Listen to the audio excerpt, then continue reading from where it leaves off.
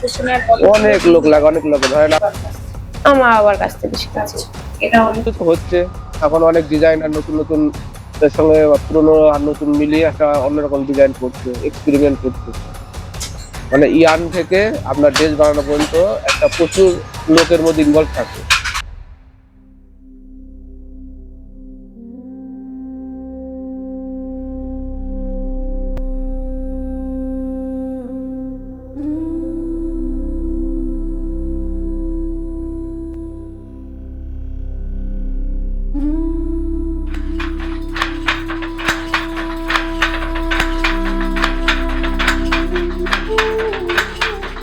তুমি এই লাস্ট বছর থেকে কোভিডের পর থেকে ওটার যে ডিমান্ড আছে কিরকম রয়েছে, বা লোকরা বেশি রকম জামদানি কিরকম চাইছে, শাড়ি ফরম্যাটে চাইছে না এখন বেশিরভাগই ড্রেস মেটেরিয়ালের বেশি চাইছে, শাড়ি টাইপে কম চাইছে। আর ফ্যাব্রিকটা কিরকম বানানো হয়, কি দিয়ে বানানো হয়? ফ্যাব্রিকটা বেশিরভাগই কটনই হচ্ছে, cotton by khadi, cotton by মাস্টাইজ, এটাই বেশি হচ্ছে। আচ্ছা, এই কটন বাই খাদি আর একটু আমাকে ব্যাপারটা বোঝাতে পারবে, মানে কি ওটার কম্পোজিশন বা Cotton- কেন লোকরা ওটাকে পরতে চায়? এটা কমফোর্টেবল এবং ওই মানে সামার বা গরমে এটা আরামদায়ক এবং খুব কমফোর্টেবল হয়।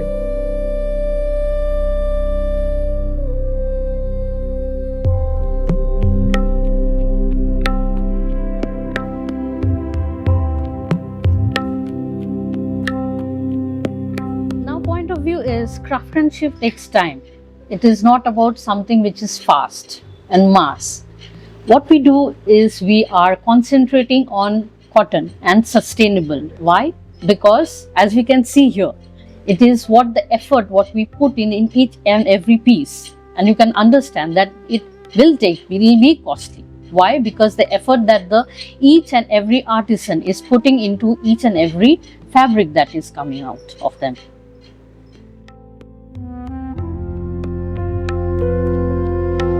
জামদানির ব্যাপারে আমাদেরকে বলতে পারবে, মানে জামদানিটা কত বছর থেকে হয়ে আসছে, বা জামদানিটা আমরা যেটা জানি, আমি জানি 2000 পুরনো জানি।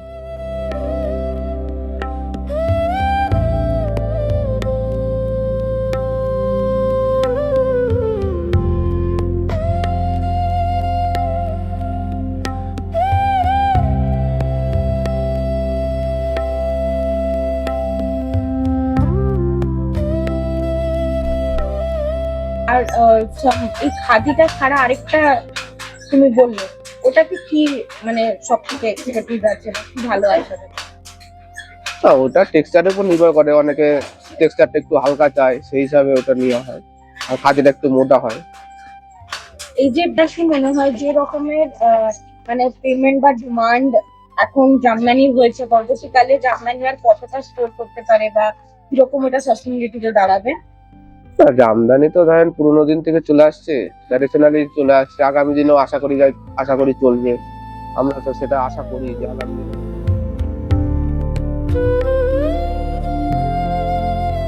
আর কোনো জিনিস আছে যেটা আপনার মনে হয় যে লোকদেরকে জামদানির ব্যাপারে বা হ্যাঁ, জামদানির ব্যাপারে একটুখানি বোঝানো দরকার যে এটা কিরকম কি তৈরি হচ্ছে, কতদিন থেকে পুরোনো, বহু দিনকার পুরোনো ডিজাইন, এগুলো কিছু বুঝালে পরে তারা ধরেন এটা সম্বন্ধে জানতে পারবে, বুঝতে পারবে।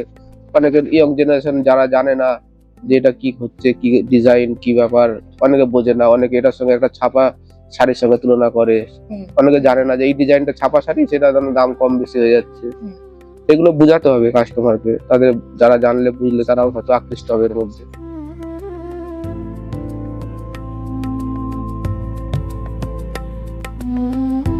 জানি এটা তো কোনো মেশিন বা কোনো ইউজ হয় না, এটা পিওর একদম হাতে এবং আপনার যে স্কিলের উপরে জিনিসটা হয়। এবার এর ধরেন প্রচুর একটা ওয়েজেস লাগে, সেই ওয়েজেস হিসাবে এর একটা মানে প্রাইস বেশি থাকে আর কি। সেটা কিছু কিছু কাস্টমার আছে এই প্রাইসটা দেওয়ার জন্য তৈরি আছে, তারা চায় যে জামদানি ট্র্যাডিশনাল এবং প্রিমিয়াম কোয়ালিটি মেনটেন করে, যে এক্সপোর্ট কোয়ালিটি, যেটা আপনার অ্যাজোফ্রি ডাই এবং পিওর কটন, 100% কটন, যেটা মানে না এর কোনো মিক্স থাকবে, কোনো থাকবে, যেটা থাকবে আপনার পিওর থাকবে। রেশম থাকলে রেশম পিওর, জরি যেন একটা টেস্টের জরি ইউজ করা হয়, সমস্ত কিছু ট্র্যাডিশনাল মানে পিওর এবং প্রিমিয়াম কোয়ালিটি। সেই হিসাবে একটা মানে কস্ট, যে কোনো জিনিসের কথা আছে না যে মানে দাম বেশি দিয়ে ভালো জিনিস নিতে হয়, কম কম দামে কোনোদিন ভালো জিনিস পাওয়া যায় না, এরকম একটা ব্যাপার আছে। Why did we create Heirloom by Mirabella? Because we felt something was missing. Everywhere we looked, women were being asked to choose style or comfort, choose trend or longevity, choose affordability or sustainability, choose what looks good or what feels good. And we kept asking ourselves, why should women have to choose at all? The modern woman is doing more than ever before. Her days are longer, her roles are constantly evolving, and the world around her is changing faster than ever. Yet fashion often feels stuck, designed for occasions, designed for trends, designed for a version of life that many women don't actually live. Heirloom was born from a simple belief: fashion should adapt to women, not the other way around. এই জামদানি একটা শাড়ি কিভাবে হচ্ছে, একটা হতে কতদিন time লাগছে, শাড়িটা কিভাবে, মানে ওগুলো জানতে পারে তাদের একটা ভালো হয় সব দিক থেকে।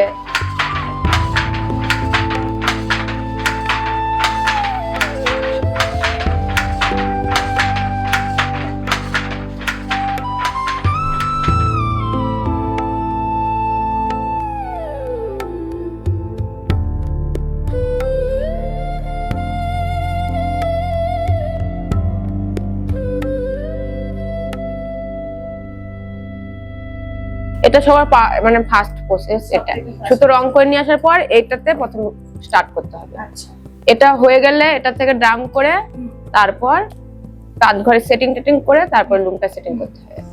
এটা কি আমাদের জামদানির কটন বানাতেও ইউজ হয়? সব ক্ষেত্রে জামদানি, সব ক্ষেত্রে এটা লাগবে। আচ্ছা,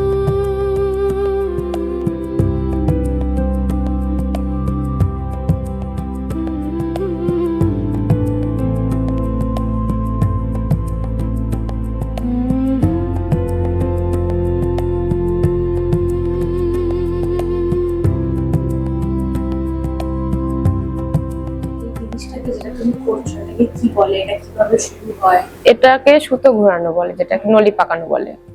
এটা প্রথমে সুতোটা যখন ড্রয়িং থেকে রং করে নিয়ে আসি, রং করে নিয়ে আসার পর আমাদের প্রথম কাজ হচ্ছে এই যে এই চিটাটা দেখো, এটা বাংলায় যেটা আমরা চিটা বলি, এটাতে পাকিয়ে সুতোটা পাকাতে হয়।